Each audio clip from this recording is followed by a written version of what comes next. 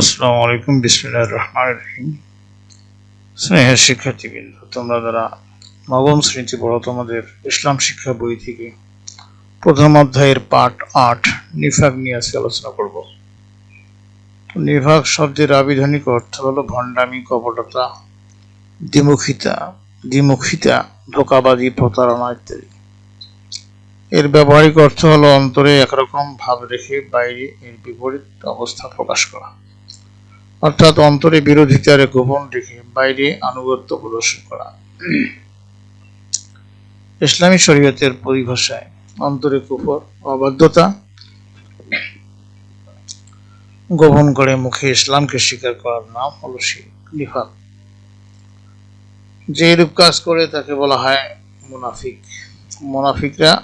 মুনাফিকরা অন্তরের দিক থেকে কাফির ও অবাধ্য, কিন্তু বাহ্যিকভাবে তারা ইসলাম ও ঈমান স্বীকার করে মুসলমানদের ন্যায় ইবাদত পালন করে।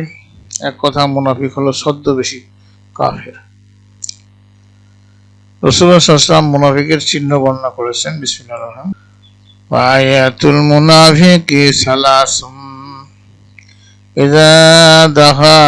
ইযা হাদ্দাসা কাযাবা ওয়া ইযা ওয়া'আদা খালাফা ওয়া ইযা উতুমিনা খানা। মুনাফিকের চিহ্ন তিনটি: যখন কথা বলে মিথ্যা বলে, যখন ওয়াদা করে তা ভঙ্গ করে, আর যখন কোনো কিছু তার নিকট আমানত রাখা হয় তার খেয়ানত করে। এটা বুখারী শরীফের হাদিস। নিফাকের কুফল ও প্রতিকার। নিফাক একটি মারাত্মক পাপ। এটি মানুষের চরিত্র নৈতিকতা ধ্বংস করে দেয়। এর ফলে মানুষ মিথ্যাচারে অভ্যস্ত হয়ে পড়ে। আল্লাহ তাআলা বলেন, আল্লাহু ইয়াশহাদু ইন্নাল মুনাফিকিনা লাকাযিবুন। আর আল্লাহ সাক্ষ্য দিচ্ছেন যে মুনাফিকরা নিঃসন্দেহে মিথ্যাবাদী। সূরা আল মুনাফিকুন আয়াতুল 1। মিথ্যার পাশাপাশি মুনাফিকরা অন্যান্য খারাপ অনৈতিক কার্যকলাপে জড়িয়ে পড়ে। পার্থিব লোভ লালসা ও স্বার্থ রক্ষায় তারা মানুষের অকল্যাণ করতে পিছপা হয় না। তারা পরনিন্দা, পরচর্চা করে, ফলে সমাজে সন্দেহ, বিশৃঙ্খলার সৃষ্টি হয়। মুনাফিকরা ভেতরে এক আর বাইরে অন্যরকম হওয়ায় লোকজন তাদের বিশ্বাস করে না, বরং সন্দেহ, ঘৃণার চোখে দেখে। সমাজের মানুষের নিকট তারা অপমানিত ও লাঞ্ছিত হয়ে জীবন কাটায়। ইসলাম ও মুসলমানদের জন্য মুনাফিকরা খুবই ক্ষতিকর, কেননা তারা মুসলমানদের সাথে মিশে ইসলামের শত্রুদের সাহায্য করে, মুসলমানদের গোপন তথ্য, দুর্বলতার কথা শত্রুদের জানিয়ে দেয়। রাসূলুল্লাহ সাল্লাল্লাহু আলাইহি ওয়াসাল্লামের যুগেও মদিনাতে মুনাফিকরা মুসলমানদের বিরুদ্ধে ষড়যন্ত্রে লিপ্ত ছিল। তাই কাফিরের চেয়ে মুনাফিকরা অধিকতর ভয়াবহ।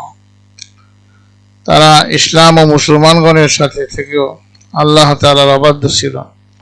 পরকালীন জীবনে মুনাফিকদের পরিণতি অত্যন্ত ভয়াবহ।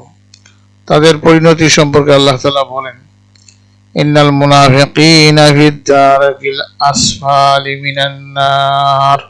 নিশ্চয়ই মুনাফিকরা জাহান্নামের সর্বনিম্ন স্তরে থাকবে। সূরা নিসা আয়াত 145। আমরা নিফাক থেকে বেঁচে থাকবো। আমাদের আত্মীয় স্বজন, বন্ধু বান্ধব, পাড়া প্রতিবেশী সকলের নিকট নিফাকের কুফল ও পরিণতির কথা তুলে ধরবো, তাদের সতর্ক করব।